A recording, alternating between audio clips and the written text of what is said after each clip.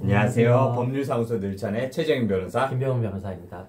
저희가 지난번에 저희 법률사무소에서 다루던 사건들 중 가장 많은 빈도를 차지하는 사기죄에 대해서 한번 알아봤고요. 이번에는 그 빈도 자체는 그렇게 많은 경우는 아니지만 요즘 조금 핫하게 뜨고 있는 사건이 있어서 한번 얘기를 나눠볼까 하는데 어떤 범죄죠? 스토킹 범죄에 대해서 오늘은 이야기를 해볼까 합니다. 네, 2021년도에 그 스토킹 범죄의 처벌 등에 관한 법률이 신설됨으로써 이전에는 스토킹 행위에 대해서 경범죄로밖에 다뤄질 수가 없었는데요. 그러다 보니까 처벌의 정도도 많이 낮았었는데 2021년도에 스토킹 처벌 등에 관한 법률, 즉 조금 줄여서 말하면 스토킹 처벌법이 신설됨으로써 스토킹 행위에 대해서 강력하게 처벌할 수 있게 되었습니다. 변호사님, 그러면 스토킹 범죄는 어떤 경우에 성립하나요? 스토킹 범죄에서 말하는 스토킹 행위는 법에서 어느 정도 정해져 있습니다. 기본적으로 모두가 아시는 게 이제 상대방을 따라간다거나 아니면 상대방이 가는 길을 막거나 아니면 직접적인 물리적인 접촉은 없더라도 멀리서 지켜보는 경우 또 스토킹 행위에 포함이 되고요. 또한 물건을 갖다 놓거나 아니면은 상대방의 물건을 훼손한다거나 그런 경우에도 스토킹으로 법에서 처벌을 하고 있습니다.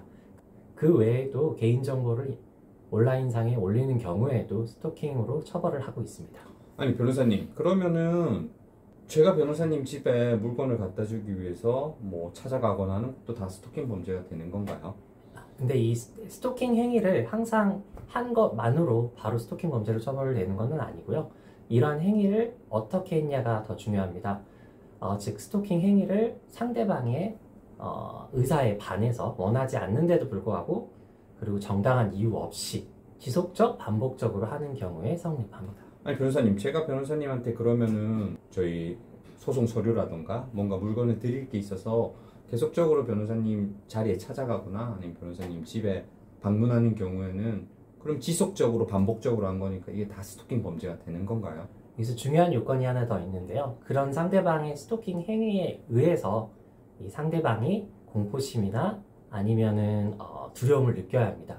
만약 변호사님이 너무 자주 찾아오시면은 제가 두려움을 느껴서 그때는 스토킹으로 신고를 해볼 수도 있을 것 같은데요.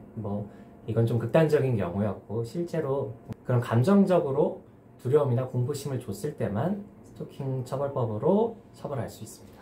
그러니까 상대방을 찾아가거나 아니면 상대방 집 앞에서 기다리거나 아니면 상대방 집 앞에 물건을 가져다 놓거나 아니면 인터넷에 상대방의 개인정보를 올려놓거나 하는 등의 행위를 지속적 그리고 반복적으로 할 뿐만 아니라 이러한 행위들로 인해서 상대방이 불안감이라든가 공포심을 느껴야 범죄가 성립하겠네요. 네, 맞습니다.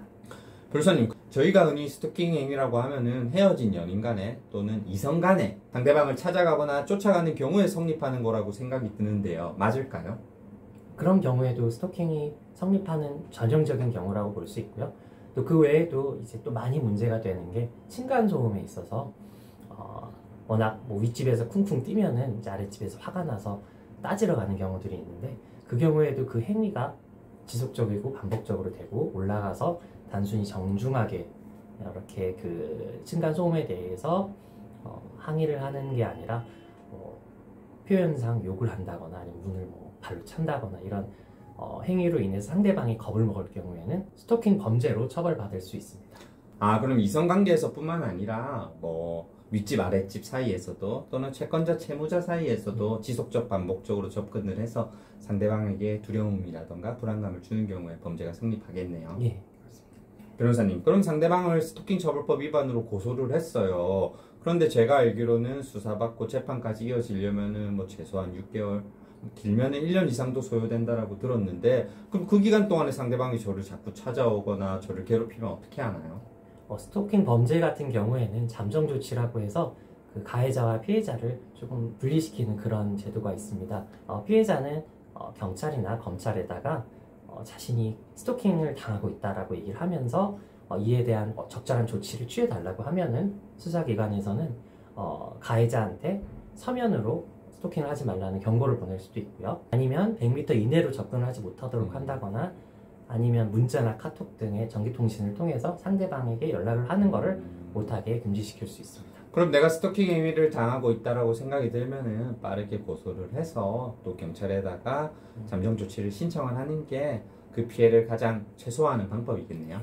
그리고 추가적으로 말씀을 드리자면은 상대방이 찾아오거나 연락을 할 때 명확하게 나는 너와 연락을 하고 싶지 않다 또는 만나고 싶지 않다라는 증거를 남겨놓으시는 것도 나중에 스토킹 범죄로 상대방을 처벌하게 하는데 큰 도움이 될 수 있습니다. 네, 이렇게 오늘은 스토킹 범죄가 어떻게 성립하는지에 대해서 대략적으로 한번 알아봤는데요.